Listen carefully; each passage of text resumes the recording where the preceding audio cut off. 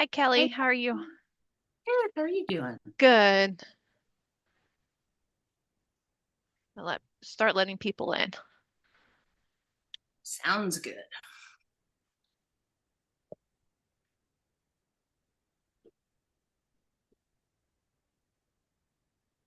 How many people are you expecting roughly? On the calendar invite that I sent out, I received 10, but then I got some more traction when I did a follow-up email. So I'm really not sure.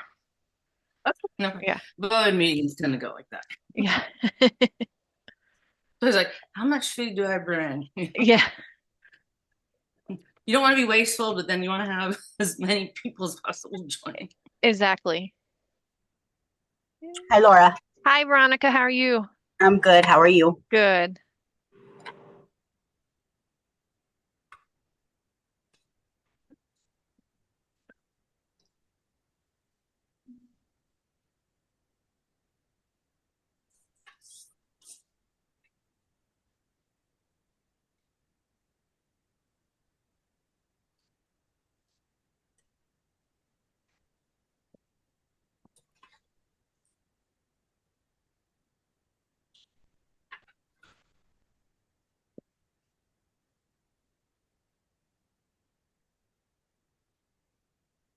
Hi, Ron. Nice to see you after Hi, so long. Laura. How are you? Good. Let's see. I don't know if my sound's on here. We can hear you. Okay, good. Yeah.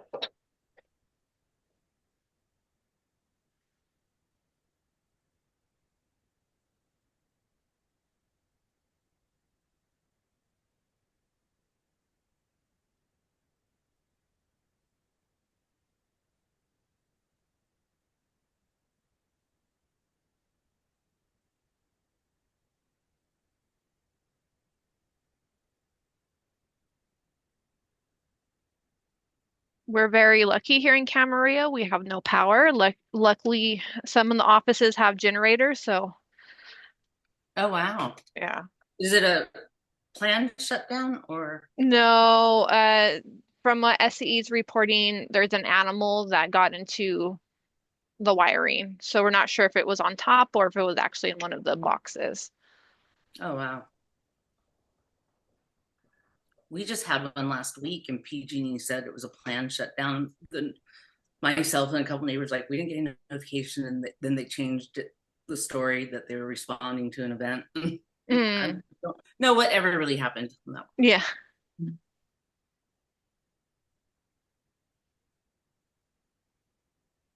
We are just waiting for Maria, our director of VC VOAD, and I believe as well, um, Mike Salachi as well.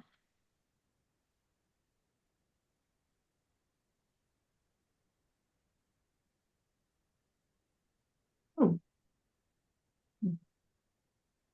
why they know.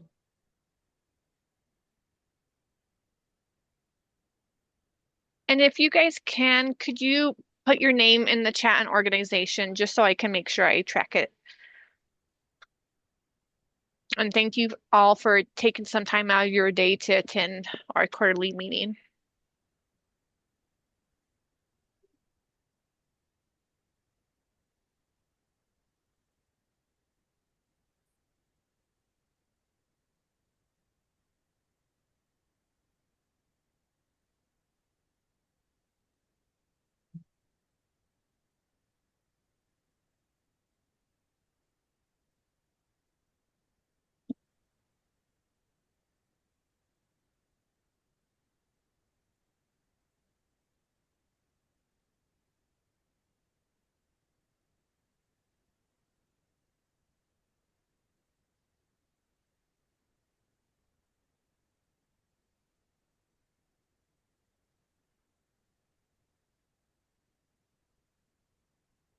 Hi, Mike. We're just waiting for Maria as well to join.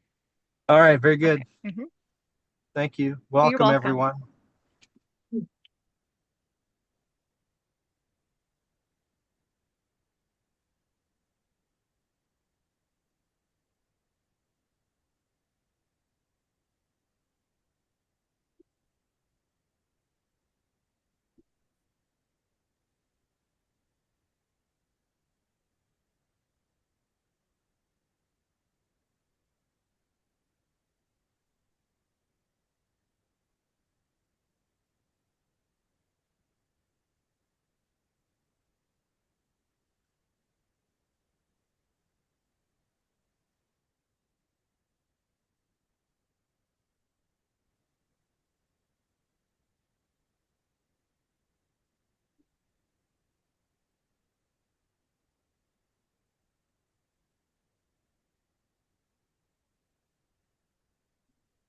What you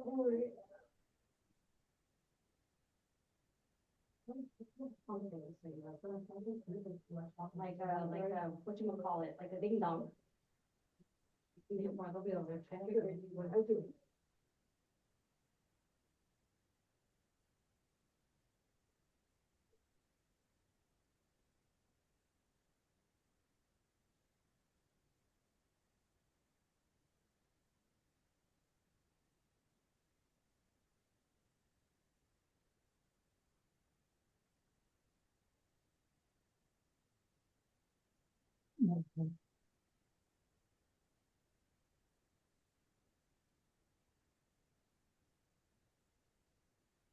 Oh,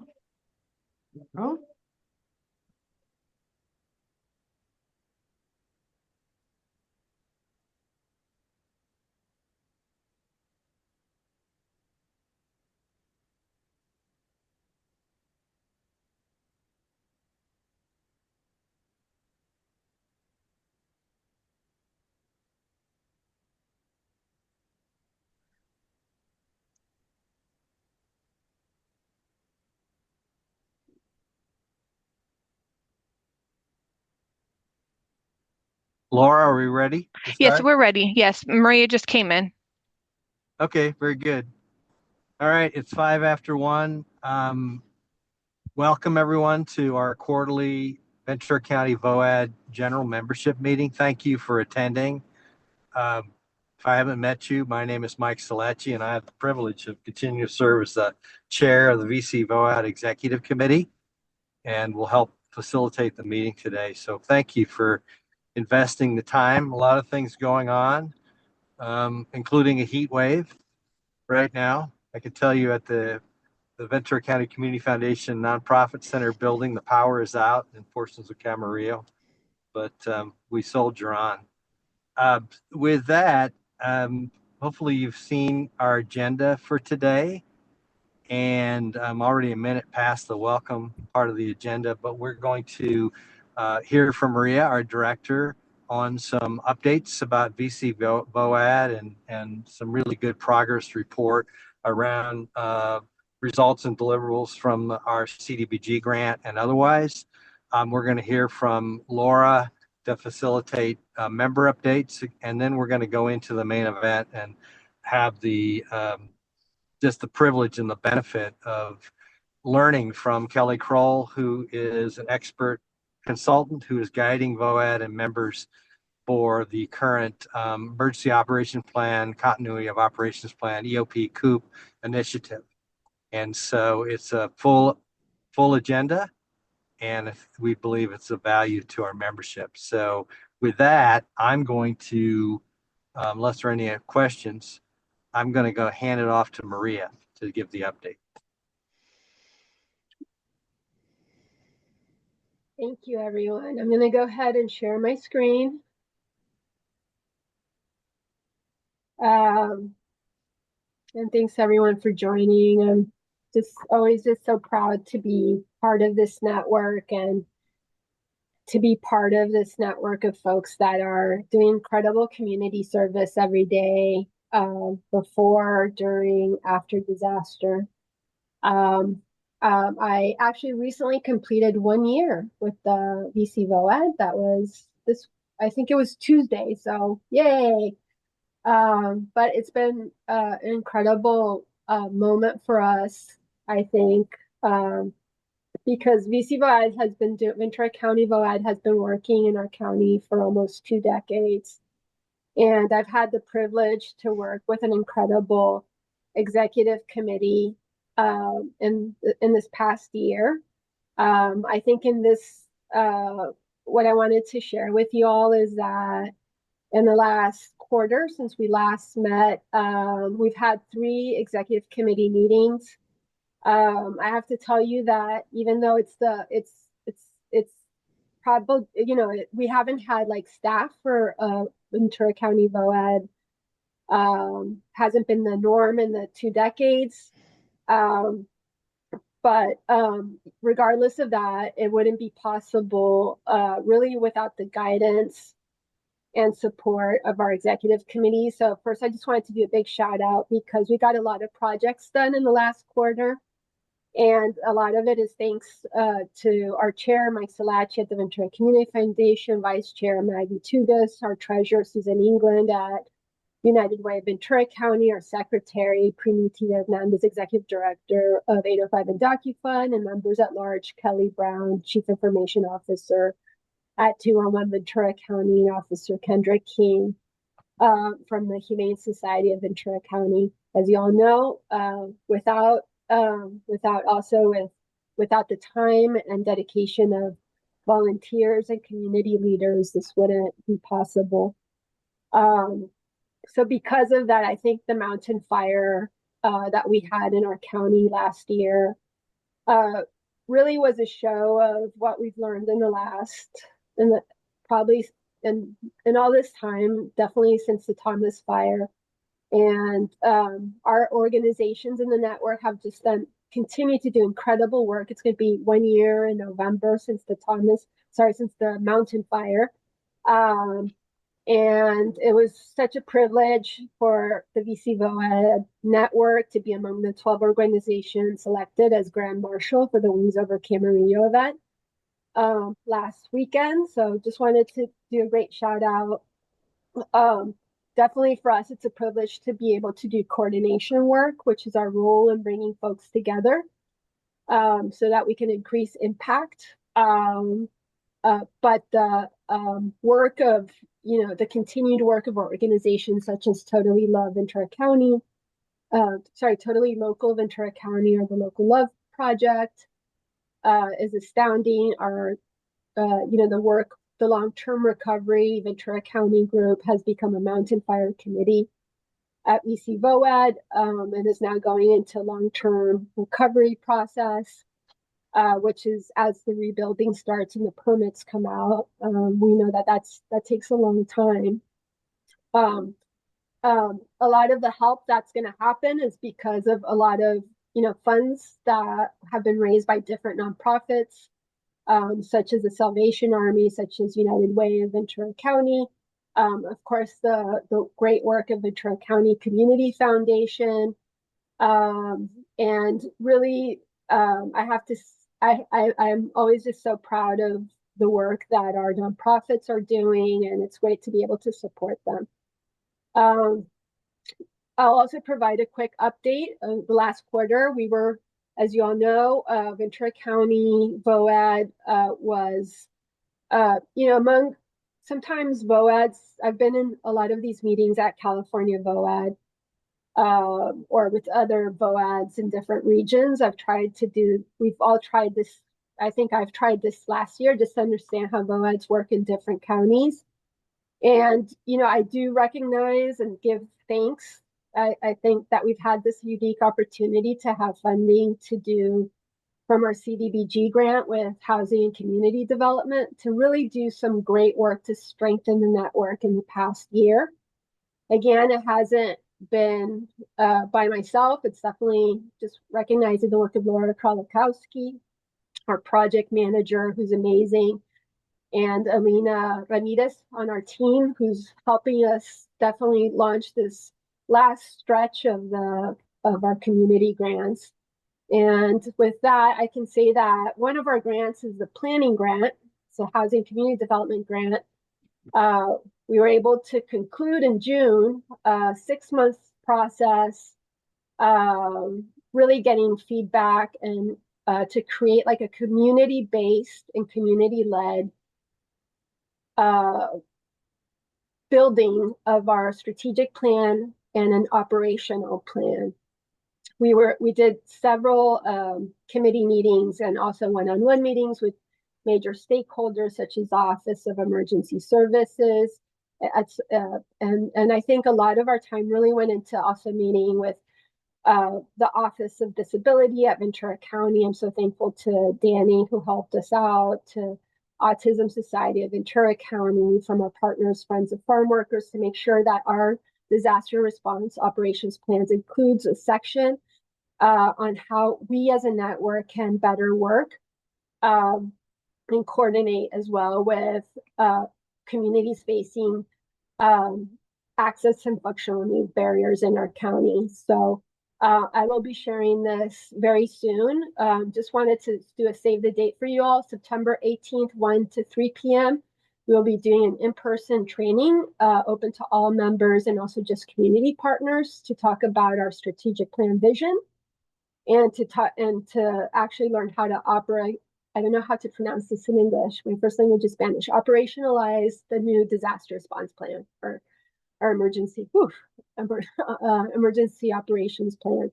Again, this plan does not replace or and has no intention of trying to replace the official Ventura County EOP, which is the guide that we all work under, and we try to make sure that our plan is aligned with it the best we can. And this is just so that we can actually operate, hopefully, in a more organized way with procedures and processes. So we'll be happy to share that September 18th. Hope you can join us. Woohoo!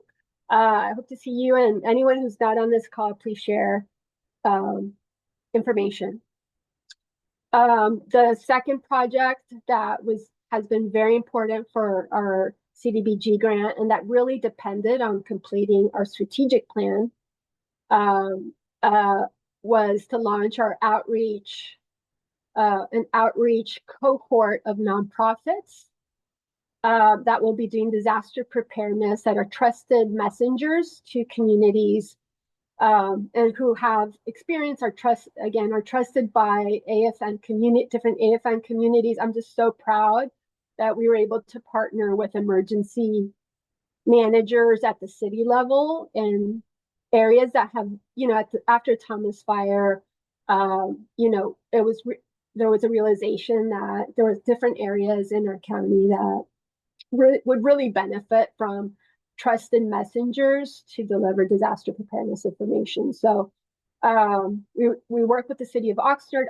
We continue to work with the Oxnard Fire Department, who is an incredible partner, and with the city of Santa Paula's emergency manager, who's just like such an incredible, knowledgeable person. And they were able to provide a training for our nonprofit partners, for those that didn't have a background in disaster preparedness, but also to folks that had been doing some work. So just among the organizations to mention, definitely want to, uplift Tri-County's Rainbow Connection and Empowerment Center that works with folks with disabilities. I recently heard a story of how they had folks that they served also doing disaster preparedness for folks that folks with disability to folks with other disabilities. And so it's kind of like, also just teaching folks, empower folks to or for them to feel their own power and preparing their communities for disaster.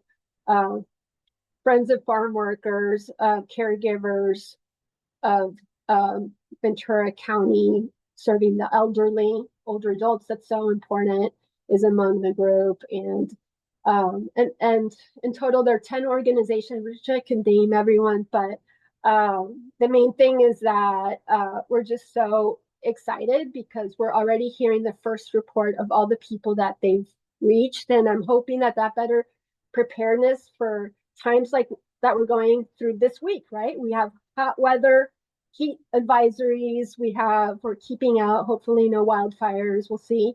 But if something happens, VC VOAD was able to, VOAD members and community partners are out there doing the work to better prepare us for this moment. Just wanted to share this. This is Friends of Farm Workers. They were out helping the community. They also had their VC VOAD information and their flyers from our counties. Ventura, the Office of Emergency Services has a great page that I think it's called VC Emergency, or not VC Emergency, but VC Prepares.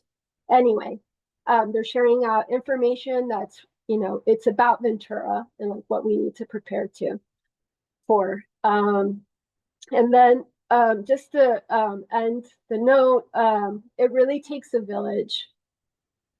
I know it's an expression that we all use every day, even for like making dinner with our spouse for the kids. We're like, oh, this really takes a village. But just wanted to highlight, that, mountain fire hit us almost a year ago. Nonprofits are still on the ground doing the work. We're so grateful to first responders who made who responded and made everything safe for us. And it's really a privilege for as nonprofits to have the role of being there for the community after the fire. And again, it's about serving humans, about families, folks with disabilities, folks without disabilities, folks with low income, folks, we've heard so many stories, but what we do is about the people. It's about compassion and looking for effective ways to work together to serve. So thank you so much. And that's all I have to share with y'all. Well, Maria, thank you so much. What a fabulous quarterly report to the membership. Just stellar results. And hopefully you all can see that as a VOAD, we're making great progress, and that the CDBG fund, just in terms of funds and the deliverables, are just going to make us stronger and more effective forward. It's giving us a lift, but it's really all the people, including Maria and Laura and the executive committee and even the membership, that's driving this forward.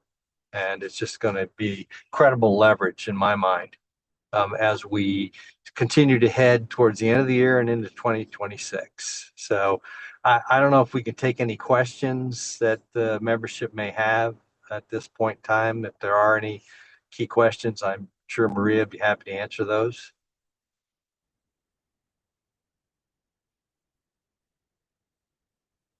Okay, I gave it enough of a pause. If you think of something, you put it in the chat and we'll take care of it.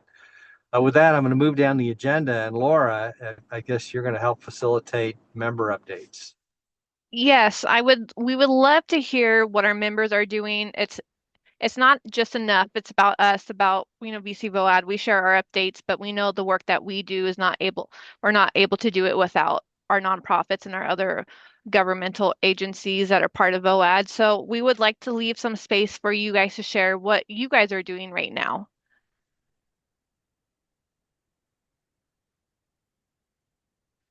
I can pick on people if you want. Hey, I know you all have been busy because it's Yeah. hard to get a hold of you.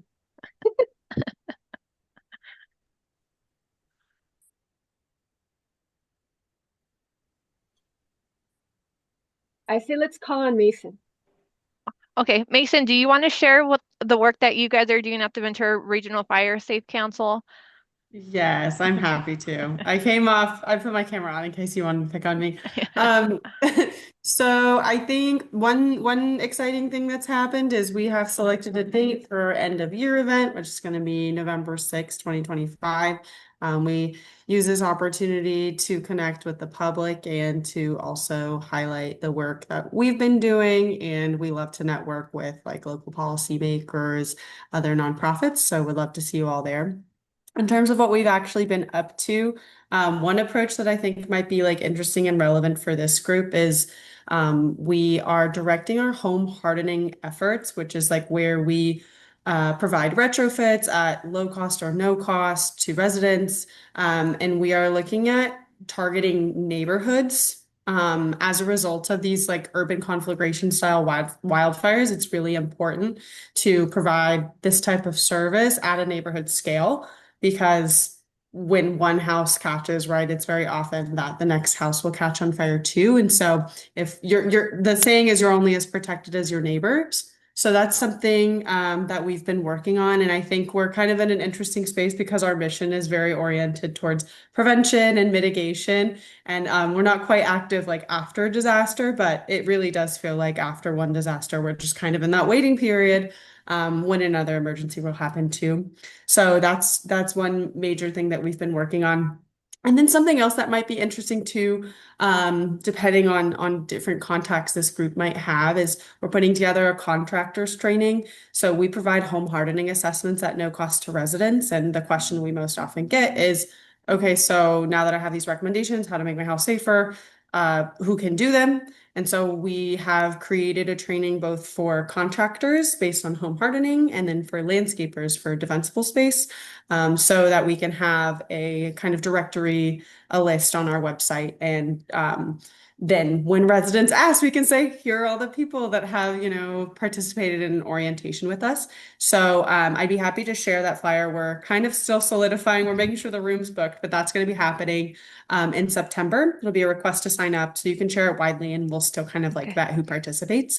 So that might be something interesting that would be good to share within your networks too. And then regular programming is scheduled. Lots of fuels reduction and home hardening assessments, but I thought those would be fun to highlight for you all. Thank you. Thank you, Mason, so much for sharing. Anyone that's working with the Paradise Fires, anything in Pasadena that they would like to highlight the work that they are doing? Everyone's shy today. It's probably because it's after lunch. It's okay. And don't worry, we will be reaching out to share, have But you guys Nick, provide feedback for our newsletter. So we would always like to highlight the work you guys are doing. But I did see Nick turn on his camera, so Pasadena as in LA, Pasadena? did I? Yeah, Okay. yeah, sorry. Yes, Yeah. so we're active for the LA fires. We're doing case management. So UMCOR is coming in to do a training in September for probably ish 20-ish agencies right now. Okay. So fortunately, it's not your county, but this has been an interesting challenge. Catholic Charities is the disaster case management program lead for California. So there's another 5 agencies under them. They already trained up through the Catholic Charities model for disaster case management. It's working it out to coordinate with them with the long-term recovery groups as well, because there's also 20-ish, 25-ish other agencies that are doing some aspect of disaster case work, disaster case management. So it's trying to coordinate them all, and that's kind of on me. Working on doing that kind of database to try to know who's who and everything of that. But yeah, so at least from Salvation and I'm trying to coordinate all that, and we have disaster case managers that are helping out for both the Ian and Palisades fires. So since mid-June, we've probably helped probably about 60-ish families now for north of like $300,000 just in No. terms of direct assistance. This process takes time because it's all based on each end client's needs. Yeah, in terms of like even the rental, lodging for like Airbnb, hotels, that's been a lot of the bulk of it. Probably 40-ish% on rent, 40-ish% on lodging, and then the rest of it is just the small stuff like utilities, furniture, clothing, even food. So people have that kind of need as well.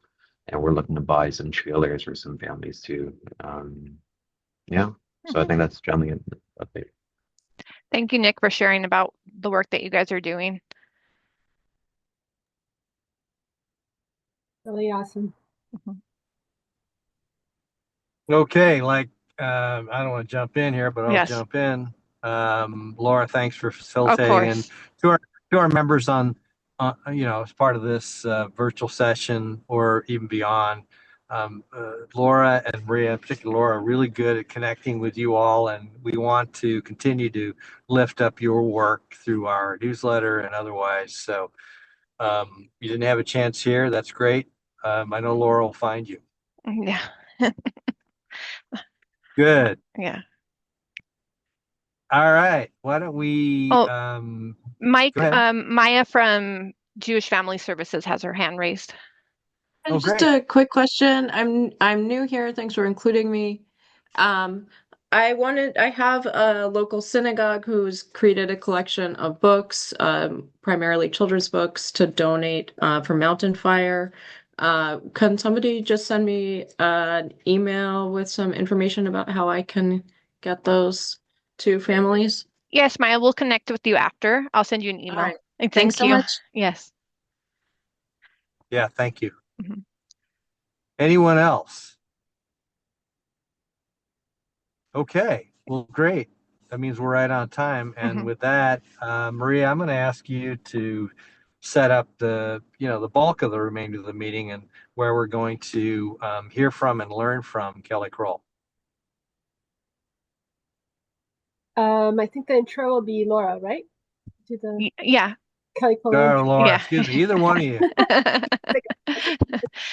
So it's my pleasure to get to introduce you guys to Kelly Kroll of the Kelly Kroll Group, who I've been working closely with since the beginning of June. She is an emergency management consultant who has worked intensively with nonprofit agencies and VOED across California. Kelly is dedicated to strengthening organizational preparedness and resilience, helping communities build the capacity to respond to and recover from emergencies. Today, she will be providing an overview of the Emergency Operations Plan, EOP, and the Continuity of Operations Plan, COOP, two critical tools that ensure nonprofits and community partners can continue to serve even in the face of disruption. Through the support of a community developmental block grant for public services, VC VOAD has been able to offer an in-depth emergency operations plan and continuity of operations plan training fellowship. As you may recall, we first started sharing this opportunity at a quarterly meeting early this year and throughout our newsletter to recruit nonprofits for participation. The fellowship, led by Kelly Kroll, brings together 8 nonprofit organizations for a series of trainings that began in July and will conclude in October. Participants are receiving hands-on guidance and practical strategies to strengthen their emergency management frameworks and ensure continuity of services during times of disruption. And with that, I will turn the tables over to Kelly Kroll. Great. Thank you, Laura. You're I'm welcome. going to go ahead and share my screen.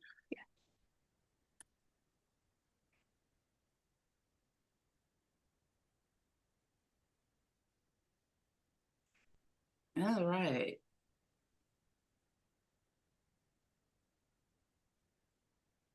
Okay, are you guys seeing everything okay? Yes, we are, Kelly. Perfect. Sometimes you still get these little glitches. So welcome. I'm delighted to be able to work with Ventura County. I've done some work with you folks in the past, and certainly with the risk of everything. Every year that we go without an earthquake increases the odds of one happening. I don't even think we have a fire season anymore when you look at what happened in January in LA. So I think the impetus for being prepared is stronger than it ever has been. So what I want to do today is just go through kind of an overview of emergency operations planning and continuity operations plan and what they are. I had a slide for welcome and introductions, but I think you guys already did that as part of your VOAD meeting. So think about what you have in your closet, what tools you have that you might pull out in a disaster. If you look at the left picture, the stuff is there, but how fast can you access it? How quickly can you put it to work for you? The EOP and COOP are plans for your organization to be ready and prepared so you can hit the ground running when something happens, whether it's a disaster or just a PG&E disruption of service, which sounds like a number of you have outages out today. But I really want you to just think about how you can be more organized. Time and time again, we've learned the more prepared you are, the more conversations you have with partner agencies, which is exactly what VOAD does, the quicker you are able to respond and the faster your community can recover. By way of background, I've done a lot of work in Napa and Sonoma counties in the fires since 2017, working in EOCs as the liaison for nonprofit agencies, helping run an EOC. So some of these learnings are really from wine country, which is unfortunately one of those regions that gets hit continually. But when you think about, what's in your back pocket and how you can organize quickly, this is really what we're talking about with an EOP and a COOP. Okay, so the EOP is your response plan. Something happened, what do you do? Who's in charge?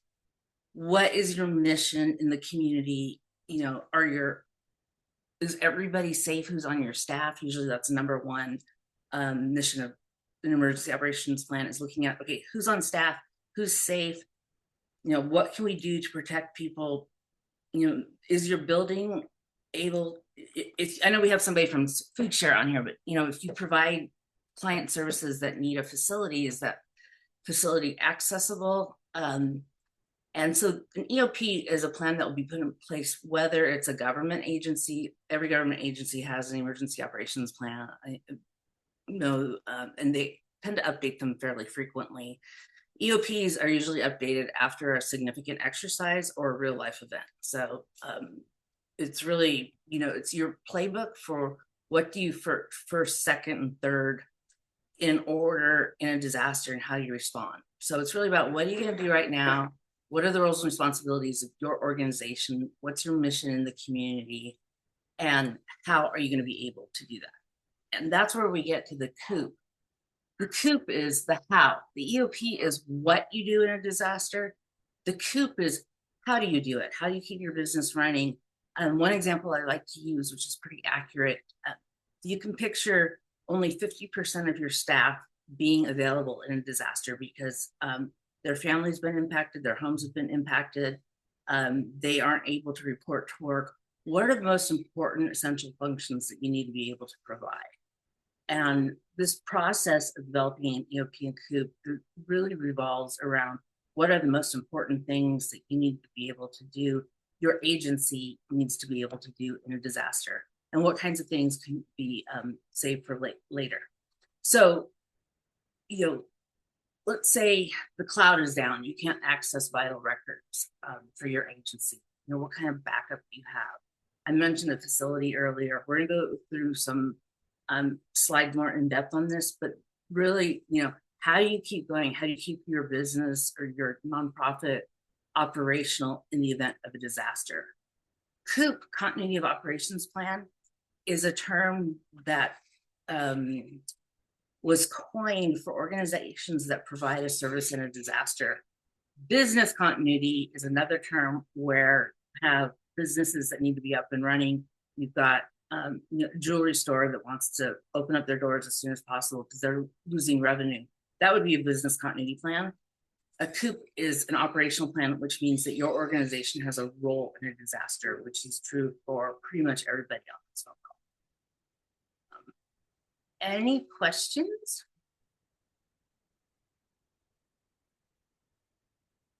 Hey, Laura and Maria, so I just had a gardener show up. Are you guys hearing that background noise? No background noise. Okay, all right. I was gonna say I Yeah. can jump up and close the windows, but I'm like, oh no, bad timing. Always. Okay. So moving on, kind of the pillars of why they work together. The EOP, if you can build your house together, the two columns represent a strong, working, integrated relationship for your agency to be able to withstand, respond, and recover from disasters or any kind of disruption effectively.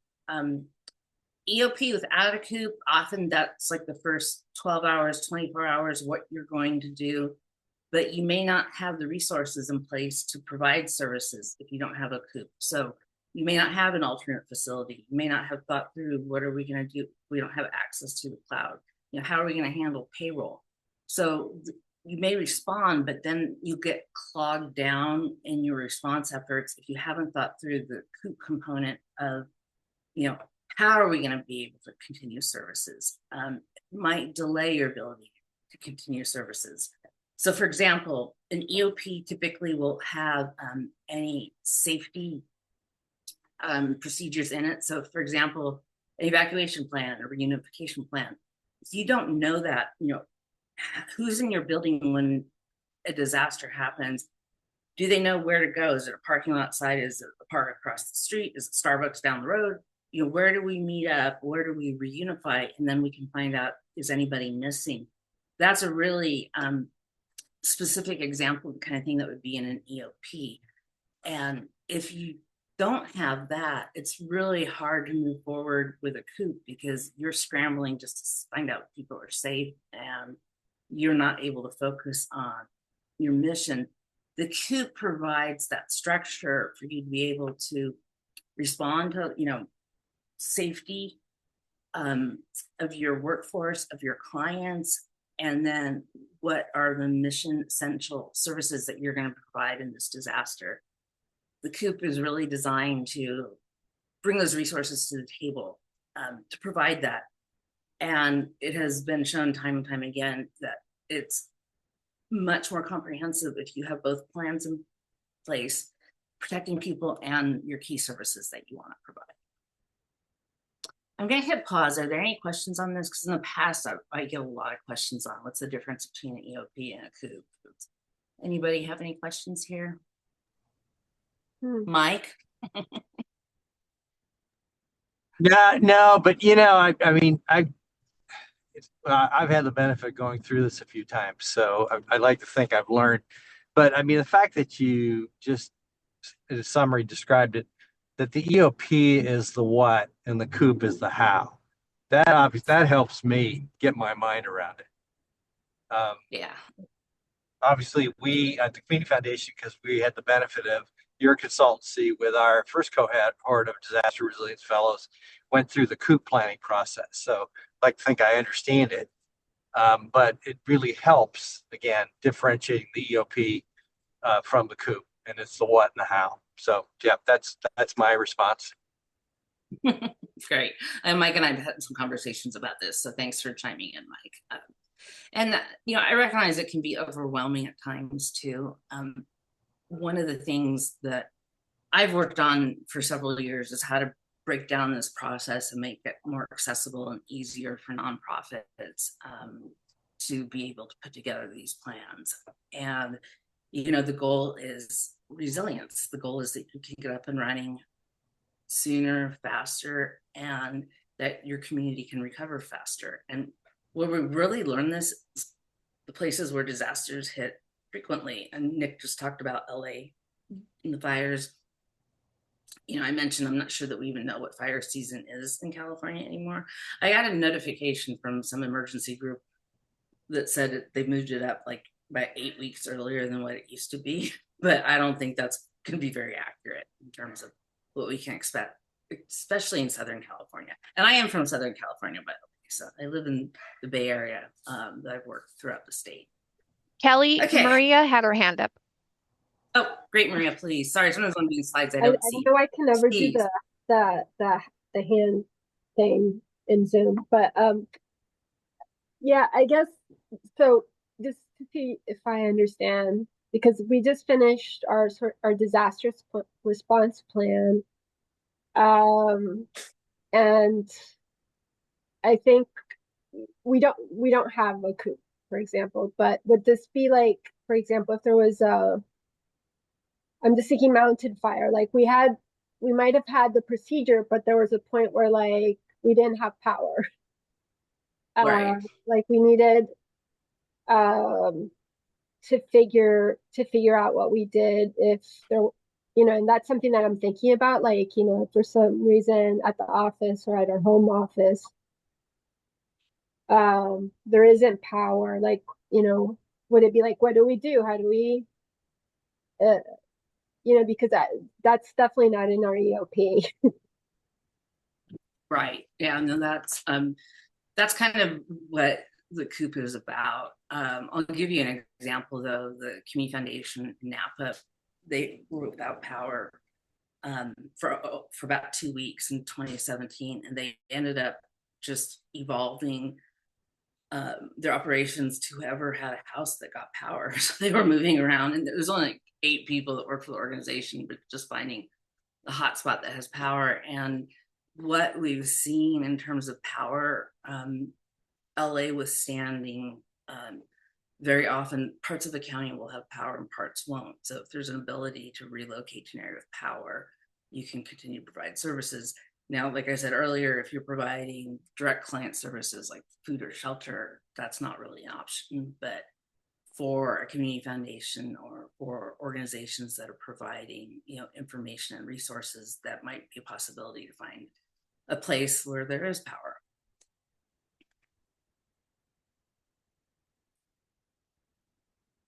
Did I answer your question, Maria? Okay. And I would just say, because for VOAD, your COOP is really, it's what each agency provides in terms of their ability to stand up. So I don't think a COOP just for VOAD, it would be a different kind of document than Got an it. Yeah, agency. I think that's where I was kind of Yeah, it's like having the leg, like your VOAD. yeah. Yeah, so you're looking at the legs of, shelter, animal care, mental health services, what agencies can stand up. So developing their COOPs provides that capability. I don't think COOP is as applicable to a VOAD organization. I think you could integrate, communications with your backup plan for communications into an EOP. You could integrate some elements of a COOP into an EOP for an organization like VOAD. And I'm happy to talk with you offline about that later too. But anyhow, okay, anybody else? Okay, so the EOP, which usually when I work with organizations, I suggest they develop that first. You're really defining what's your mission in a disaster. Usually it's building off of what your mission statement is in your day-to-day work, but some agencies will provide maybe enhanced services that they wouldn't normally provide day-to-day.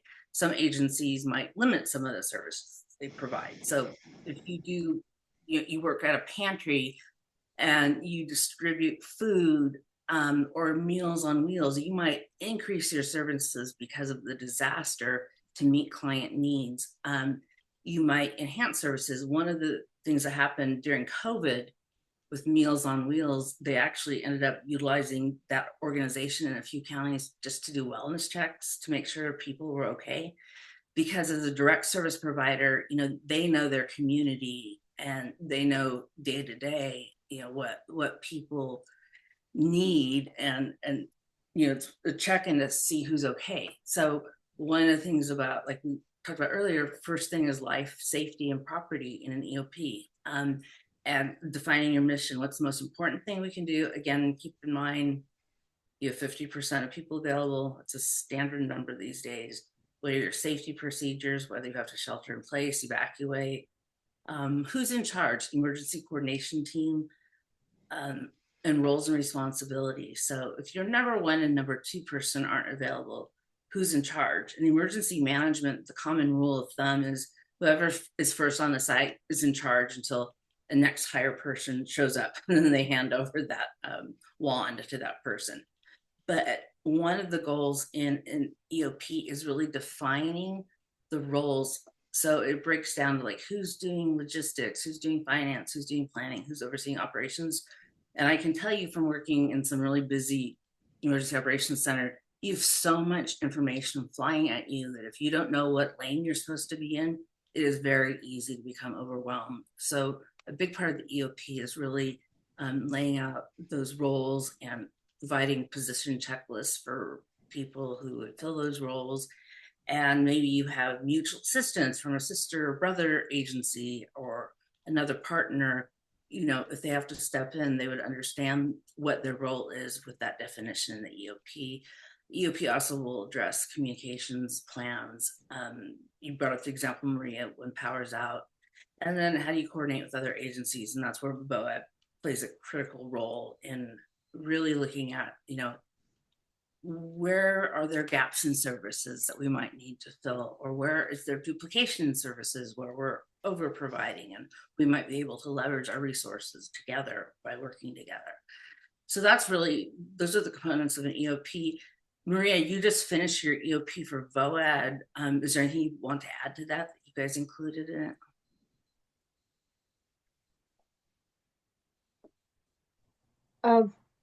Sorry, what we included in the disaster response plan? Yes. Anything I didn't cover that you would want to share, Oh yeah, no problem. Yeah, I mean we definitely have we have like a sort of, because it's more of a disaster response plan, we have like a main body where we remind, we talk about our mission, who is part, what the governance is, what the role of the executive committee and of staff is, and then it kind of goes more specifically into we call it like an activation annex, where we talk about the coordination between the executive committee and the staff and sort of some main agencies. And then we also have and kind of the steps, what we do, the communications piece, and then we also have like a specific annex for that. They were probably the most difficult to, to come to an agreement with different stakeholders, the part around donations management, and that's one annex, and then the other one around volunteer management. So yeah, so those are I'd say those are kind of the biggest pieces of it. But it it is pretty lengthy. I think just not to go too long, I think that's the big picture. Yeah, no, I appreciate Maria. Often you'll see annexes, Maria brought up, volunteers and donation annexes. Sometimes you'll see annexes that are hazard specific.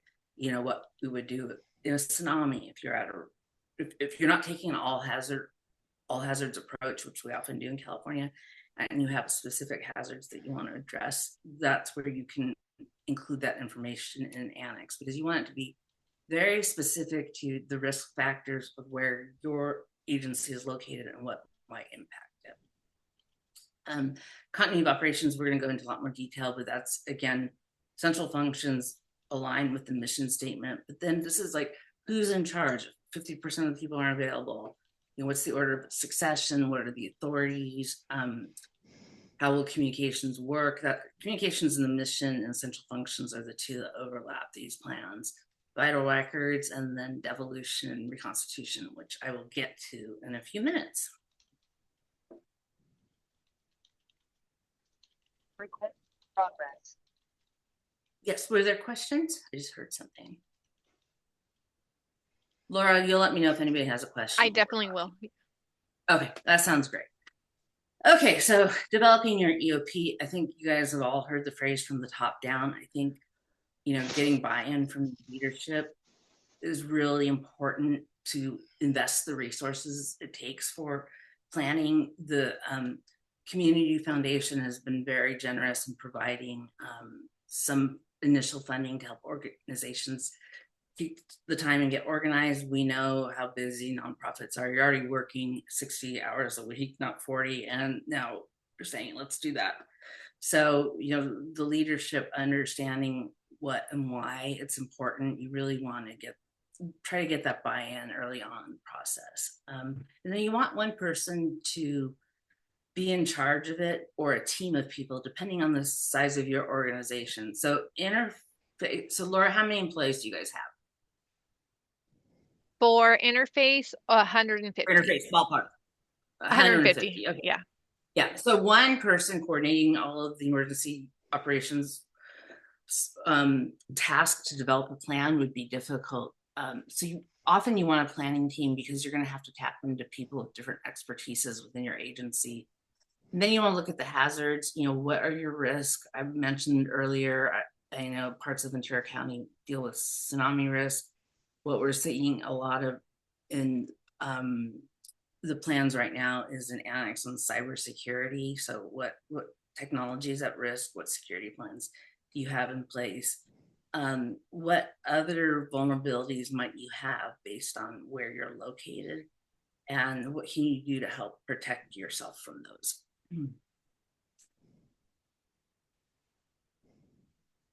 Then you're going to want to put together emergency procedures. Most of you, I'm guessing, already have evacuation maps and they're posted in your office. Can you give me a quick show of hands if you have that in place already? Sorry, if we have what? If you have an evacuation plan and it's posted in your office somewhere where folks can see it. All right, Caitlin, I see raised her hand. That's awesome. Caitlin, where do you have it posted? It's like right next to my desk actually, because I work in a room with other people. That's great. I did some work with food banks around California. A lot of them would post different plans for different kinds of disasters, and just right on the wall in front of every door where you come and go, because so many volunteers come on a daily basis so they could access it. So if you have those in place, I think the goal is to make sure people have access to it. And then Kelly, Kendra from also had her hand raised too as well. Yes, Kendra, please. Yeah. Please join in. No, that's fine. I was gonna say we have it posted pretty much in every building and every office. Do you guys ever do drills with it? We are working up to that since we did the COOP training with you, and that's going to be one of the first ones that we hold is the evacuation drill. Awesome. Another great reason for holding drills is just to help people. It's so easy to put disaster planning on the back burner because you've got so many things that seem more important, especially with the current climate that we're in California and services to, you know, your clients. But the more you can just do the little things, you know, take a few minutes at a staff meeting, talk about, you know, family disaster plans at home. Do you have a meeting spot? Do you have supplies? There are a lot of ways that you can kind of wiggle it into your day-to-day life, so you're not asking people to take 8 hours of the day and go to a training, but you can do games. There's a lot of fun things that you can do to try to help staff and volunteers be more prepared, because you're not going to be able to provide services to your community and your clients if your staff and your volunteers, if your key service providers aren't able to come to work because they've been impacted by disaster. So really we want to do our best to make it as possible for people to be aware and to have their own planning in place, so they're not worried about their kids and they're not worried about picking up medications and they're not worried about their in-laws, but that they know that there's a plan in place for their family, that they can come to work and actually do the work of the agency. And then you want to test and exercise the plan. Oops, was a mistake. Tabletops are great, simulations. You can also do full functional exercises. There are a number of things that you can do, and every EOP typically has a section at the end that talks about training and exercising the plan. So whether it's annually, biannually, with COOPs we don't tend to exercise once a year. EOPs we do, but COOPs is typically like every 3 to 5 years, because that information is pretty consistent.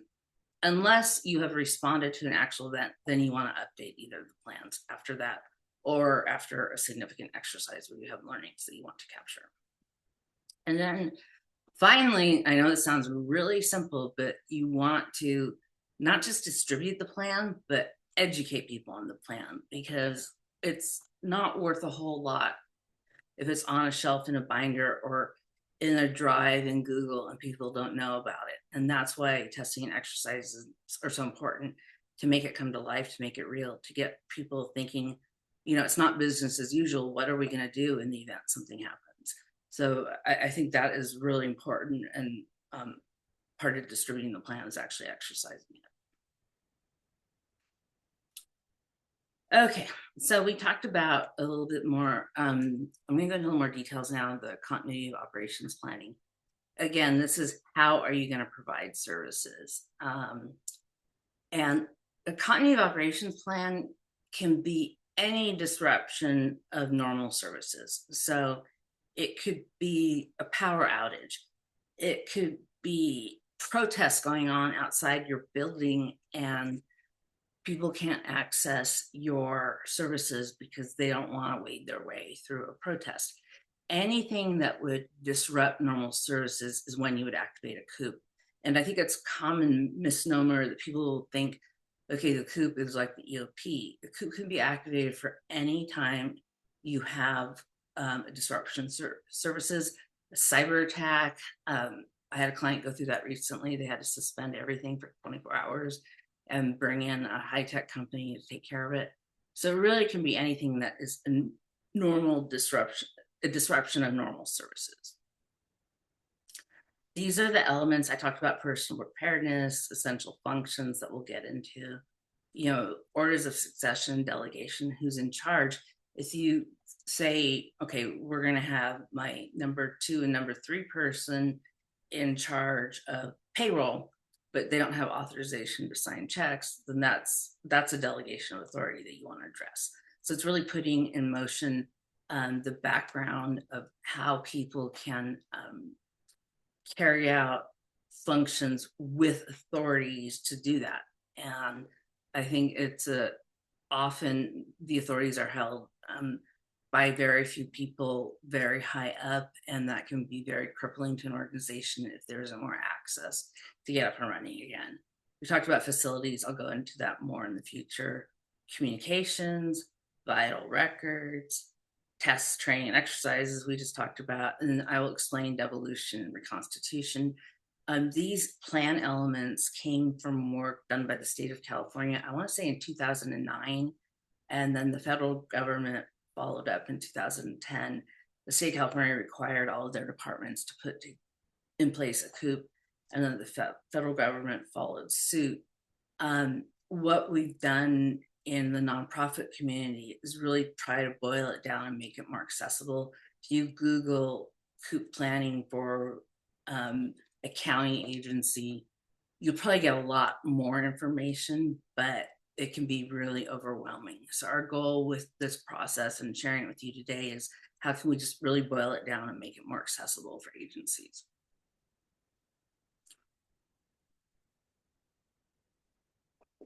Okay, so essential functions really comes to how you prioritize what you need to provide. So, and I'm going to open this up for discussion. What would need to happen? What's most important in the first 12 to 24 hours? If you think about your agency, something's happened. What are the first things on your list?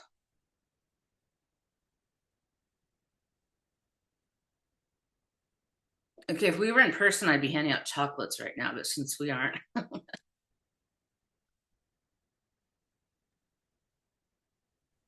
Kelly, I have one. It would be making sure that the right individuals are in charge of the next steps that need to be taken place. So the right leadership. Excellent. Yeah. And probably to add to that, Laura, it would just be checking on the safety of all your staff, making sure Oh, yes. they're safe, they have other needs. Anybody else? Well, I'd say at the Community Foundation, because we went through this, is that we want to make sure that we could access those systems that we have so we can actually take in donations when we're raising money for relief and recovery, and then have the ability to access systems in terms of getting grants out. So, I mean, those are some of the core functions to make sure that we can do our job to support disaster relief and recovery. So, Mike, for you all, it would probably just be important to get to a place where there's power so you can implement that. You don't have to provide those services in person, correct? Right. What about any of the agencies that are providing in-person services? And we can move from immediate to critical. Critical functions can be delayed, but you want them operational within 24 to 48 hours. Any examples? Kendra, can you think of something that would kind of fit in that category for the services you guys do? Kelly, Kendra had to step away. Oh, okay. I didn't see that. So what was the question again? The question is, what are critical services once you've kind of figured out that your staff is safe, you have a building or you don't, you relocate? What are the most critical functions that are restored within 24 to 48 hours? So usually it goes to life, safety, survival, sheltering, feeding. And this is the reason I call in Kendra for animals too, large animal rescue, those kinds of things. So I was just looking for examples from this group of, what are the functions that are critical you want to get up and running.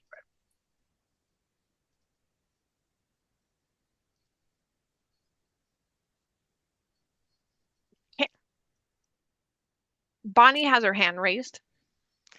Awesome. Yes, Bonnie, please. So I can tell you guys that when we're looking at the county's EOP and co-op, and what we're looking for there is one of the critical things that we need to get back up and running is on the fiscal side, making sure that employees are still getting paid.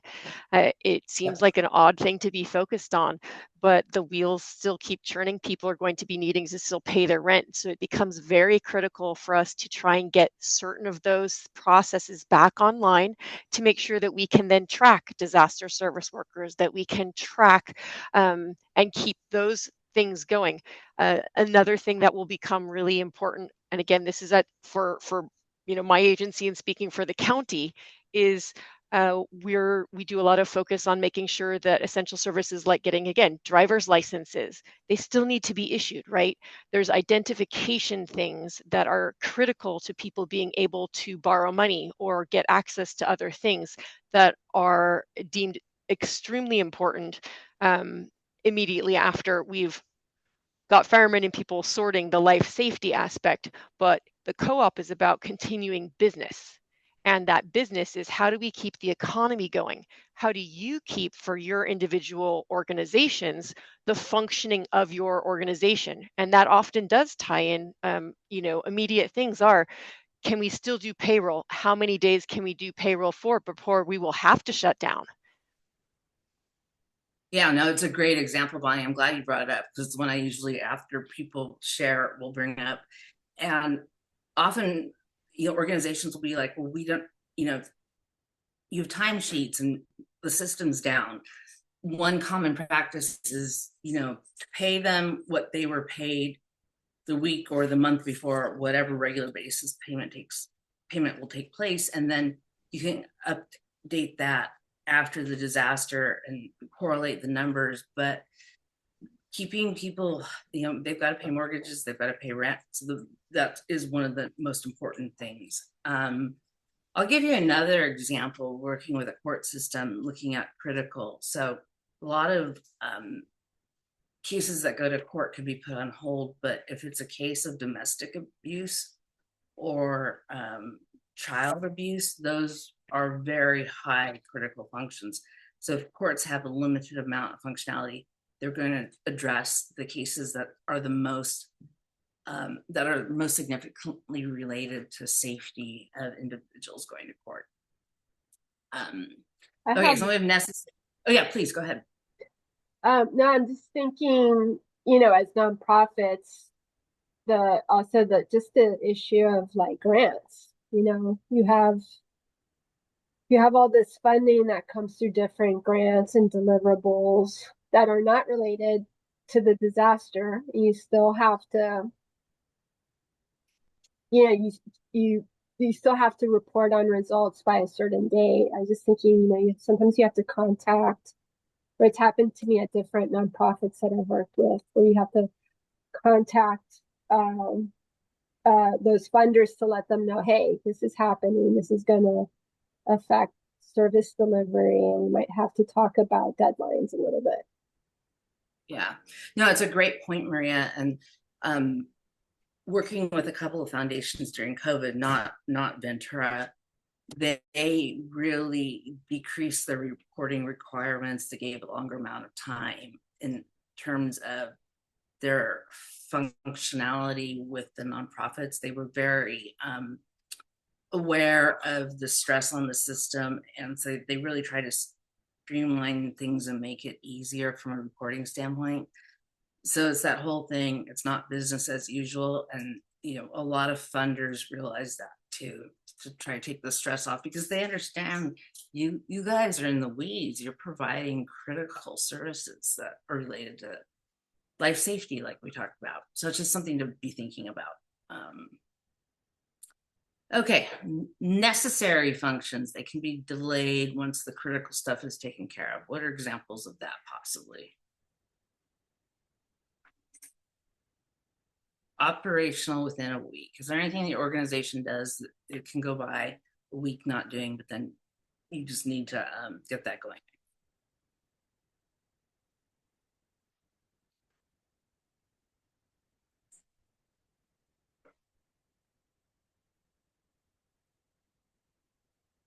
Okay, so maybe one example would be wellness checks. If you have clients who are homebound populations, that might, depending on how severe, the reason is that they're homebound, you might want to be checking in. Another one, necessary function, ideally within a week. I'll give you an example from Napa County in 2017 when the fires hit. It was also during a time where there was a lot of fear around ICE, which we're experiencing again in California. So one of the necessary functions became trying to identify organizations that are serving communities that are at risk. In this case, it was harvest season, so there were a lot of Latino folks working, and we ended up working with a lot of churches because that was their safe place. That's where they went to. Maria, you brought up that term of trusted provider. So I think that's really, as you get into something, people are just going to hunker down.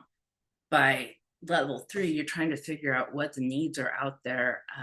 Do you need a long-term solution? Is it working right now for the church? Whatever happens, how does that become more permanent? Another thing in the necessary column, often within a week, and then it can go to important, is emergency financial assistance, so EFA. So more and more foundations and nonprofits are realizing, everybody's needs are different. We talked about case management. Nick brought it up earlier. Case management can be a huge range of identifying the needs of individuals to quote unquote get back to normal, even if it's a new normal. But one of the things is looking at, if you have a county where it's really hard to find housing, you want to keep people in their homes. You do not want them losing. Napa it was about 1% of availability in housing during the first round of fires. So keeping folks in their homes was really important.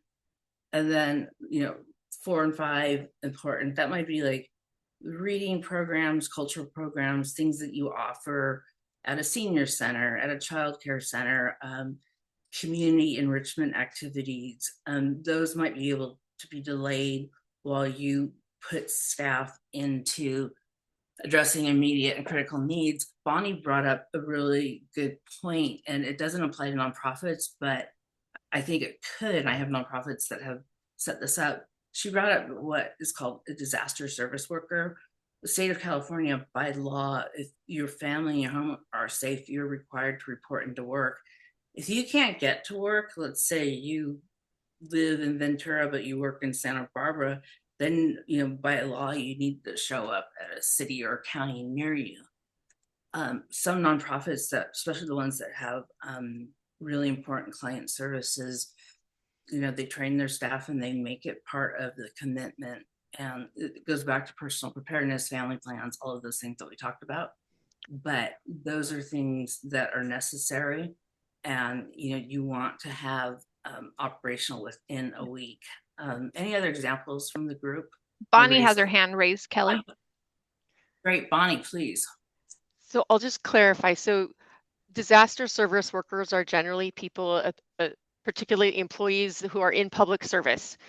So if you worked for, say, the Public Works Department, we could have a disaster and there might be a need to retask you because the disaster isn't requiring public road works, but we might have a need for fielding people to direct traffic at a counseling center. That's a very random example, but that's a provision that we have that was put in by the state and was adopted at a local level to allow us that flexibility, knowing that sometimes things are going to require us to be like, I might have something so big, a regional earthquake is going to sort of make one agency's normal day-to-day function less important, and we have to reprioritize and we will retask those people. So that's really what a disaster service worker does for us. And that is an essential component of us being able to both, again, track and pay and continue liability insurance for those individuals that get roped into that.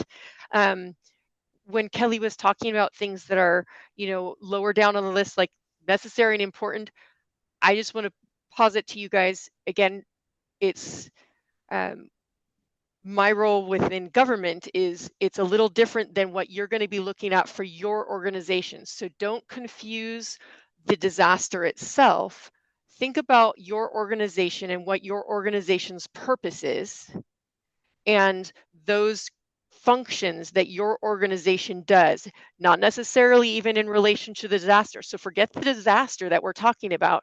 Focus on what are those things that your business has to have in order to function day to day. And then what are the extra things where you're like, well, I do this component of outreach, and it would be really nice to be able to reestablish that as soon as I've cleared this other stuff up. But beyond that, you're not really focusing necessarily on saying like, okay, I'm solving for the earthquake. You just are focusing on, say, you do food shares. Probably, I know they've got a great plan. It's thick. I've seen components of it, and they're focused on, all right, we've got workers, we've got volunteers, we have, are we still going to be able to do our food bank at this location? Right. Are those agreements that we have in place for a second location, do we need to kick those in? There's things like that, and it's going to kind of go in those priorities of what are we able to do, and what are we going to really need to want to do today, tomorrow, and then by like day 30, you're going back to those things where you're going, all right, now I'm looking at these other programs that I have, but they're much further down than making sure that I've got bodies in a seat and that I've got paychecks going out, and that I am fulfilling the function or the role of my organization, particularly when there's organizations, and I know Kelly works also probably not just on the nonprofit side, but there are private companies have EOPs. Amazon has an EOP and a co-op, and it's all about, they will go out of business if they cannot continue to get their product out the door. So think of what your organization's function is, and what are those things that you guys are trying to be able to get back to doing. And then when it comes to like, all right, how are you going to still be able to be a VOAD within that? So those are, and so those components where it's like, okay, I want to be able to start being able to help other people and do my VOAD component of whatever my organization does, if that's not your organization's full-time mission. Those kind of drop down to like number 3. You're like, I still got to get the first things done. Now I want to focus on, can I fulfill this other element that we do? And how do I do that? Yeah, and you bring up a great point, Bonnie. I'm glad you brought it up. But the idea of you might be tasked with something you don't normally do day to day.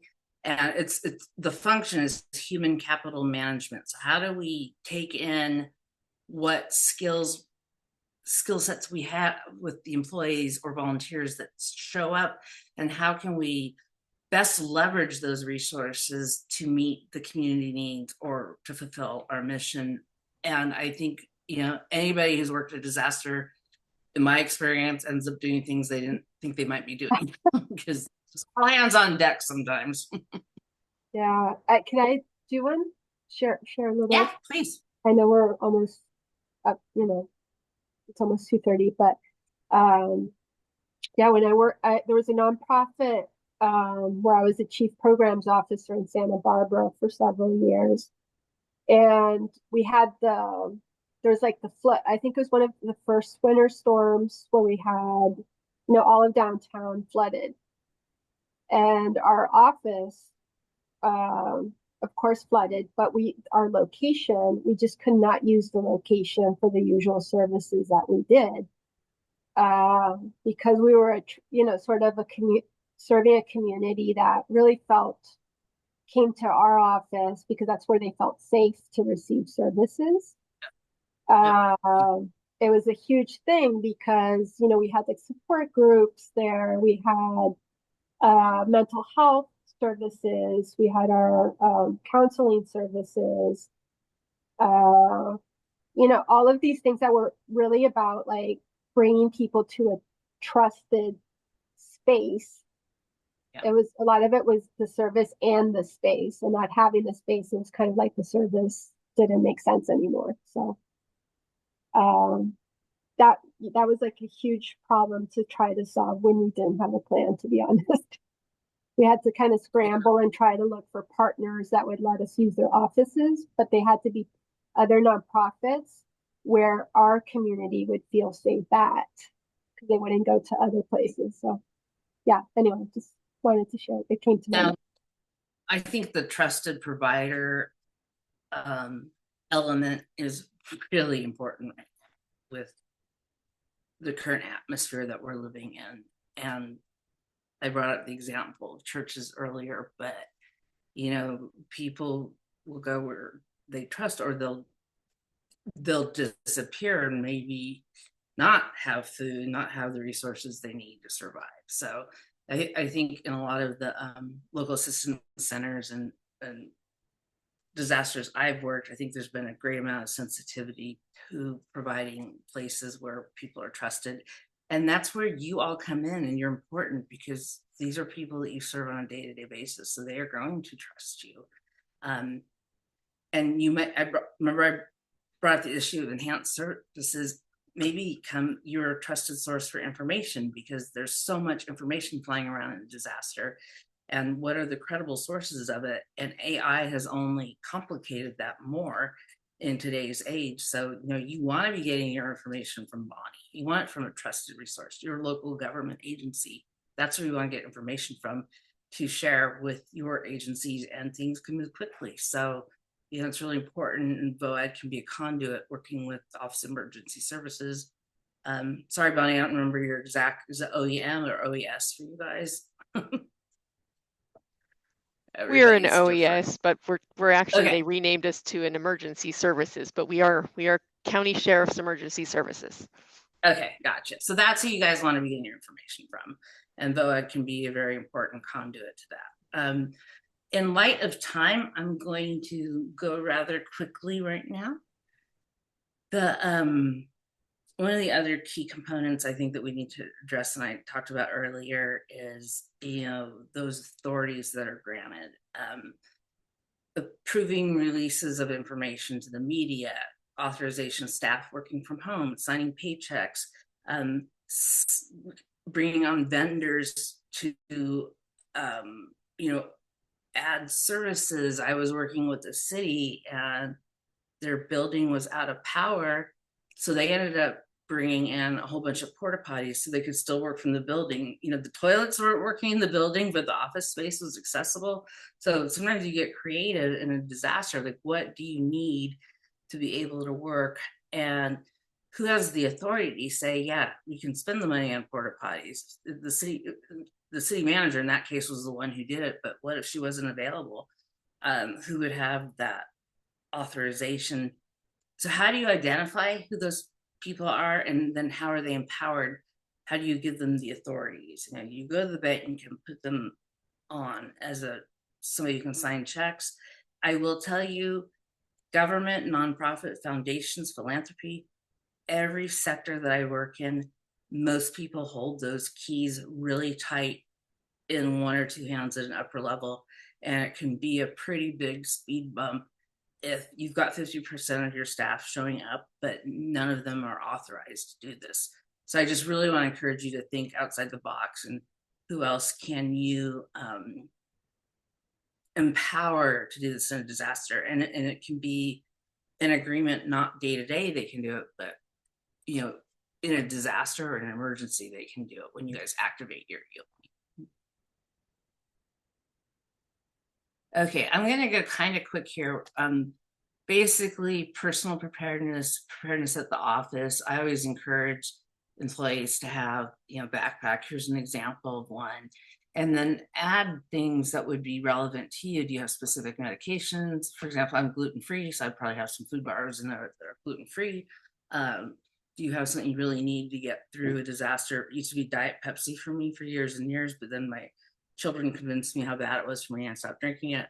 I've had emergency managers fill this, like they put chocolate in, they put a bottle of wine, like whatever you need to get through that disaster, you want to make that customized for yourself. And then hopefully you've also got some emergency supplies for your office, and in an evacuation drill, you're accessing those things.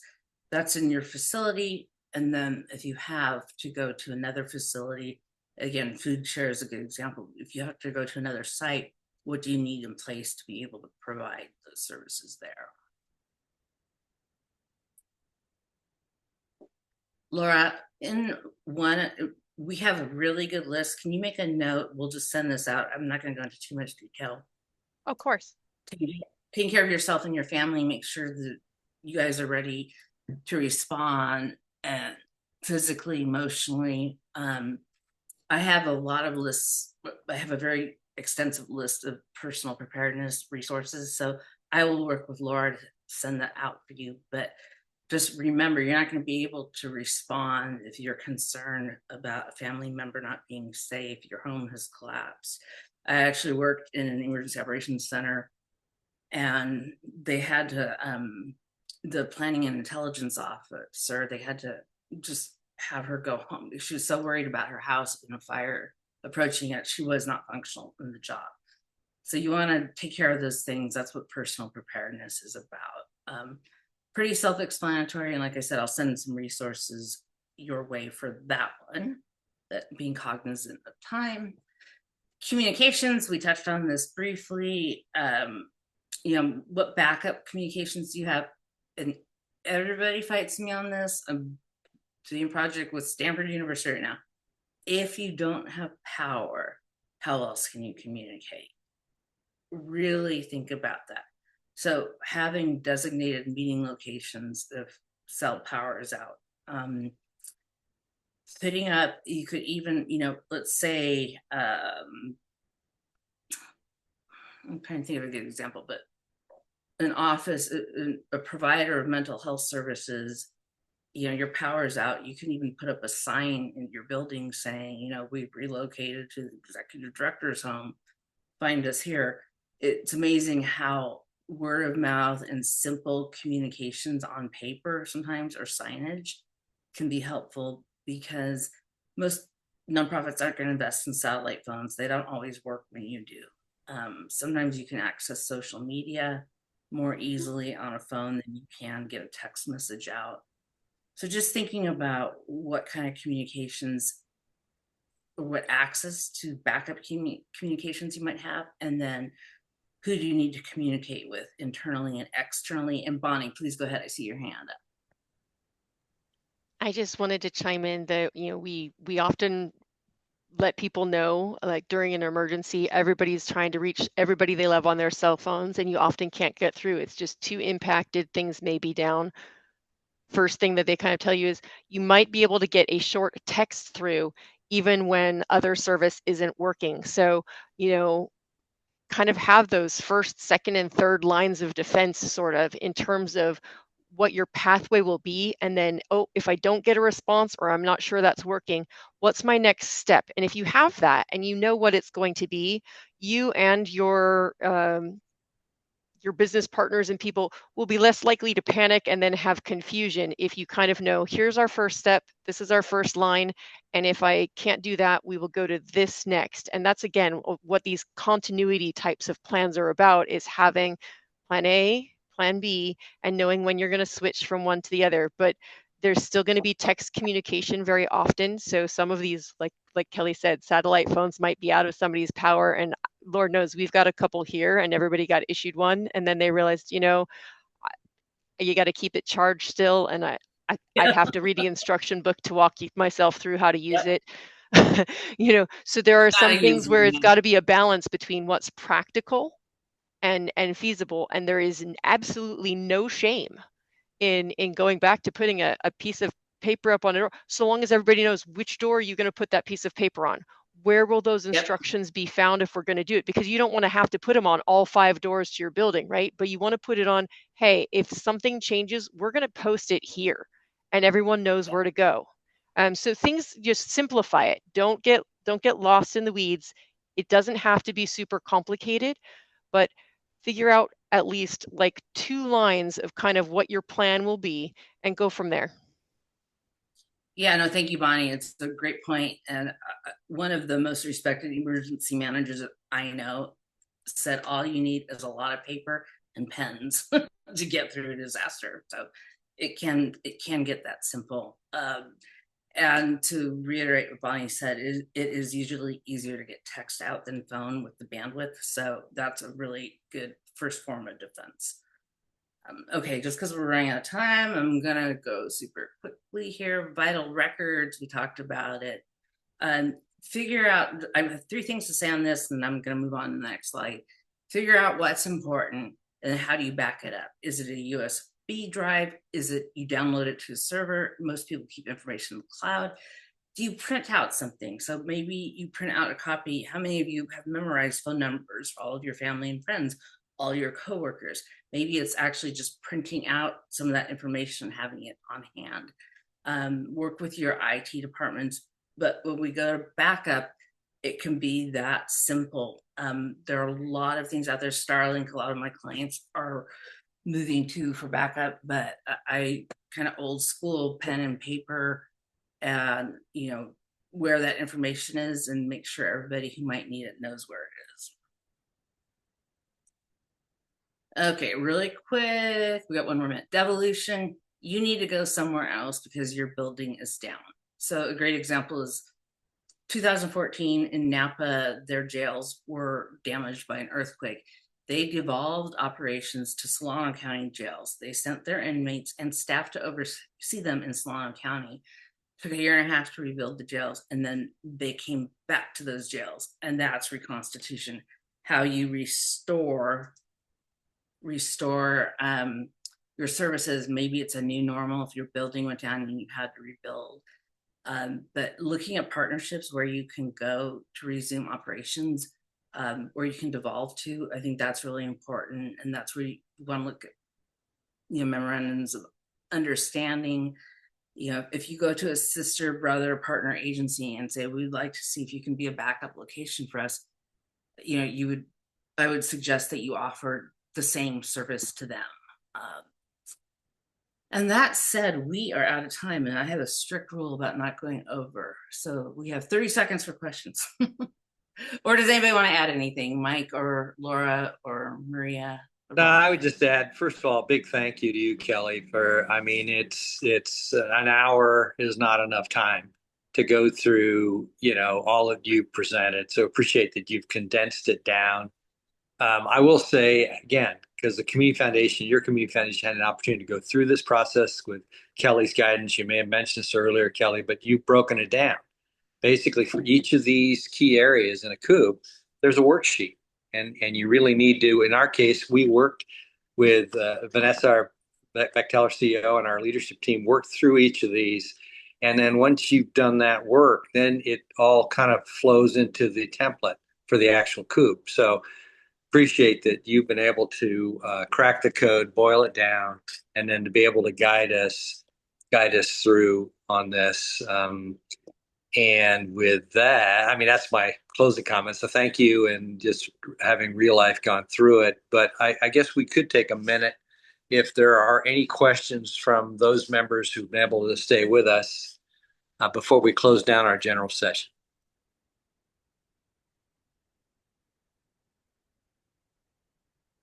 You took care of it all, Kelly. So I doubt that. Yeah. Everybody's like ready for break this afternoon. I will put up, there's my phone number, there's my contact information. I'll send the slide deck to Laura. If anybody has any questions, please feel free to follow up with me directly. Great, Kelly. Thank you very much. Maria, are there any final comments you'd like to make before we close down the general meeting? Maria had to step off, Mike, but she just says thank you to Kelly. Great presentation. And just, thank you to Bonnie as well for her contributions, but she apologizes that she had to drop off. Okay. Well, again, if I keep having these meetings go over, you guys are going to fire me. We're a couple minutes over. Laura, thank you so much for project managing this important initiative and all the other things you do. And I want to thank all the members that joined us today for this session. We hope it's worthwhile for you. If you have other thoughts or questions, the door, the communications are always open. Feel free to contact Maria or Laura, and especially if there's a follow-up on what was presented today. And with that, unless there's anything else for the good of the order, we're going to adjourn our general membership meeting. Thank you. Thank you, everyone. Thank you, Kelly. Thank you, everybody. I bid you adieu. Adieu. Bye-bye. Bye.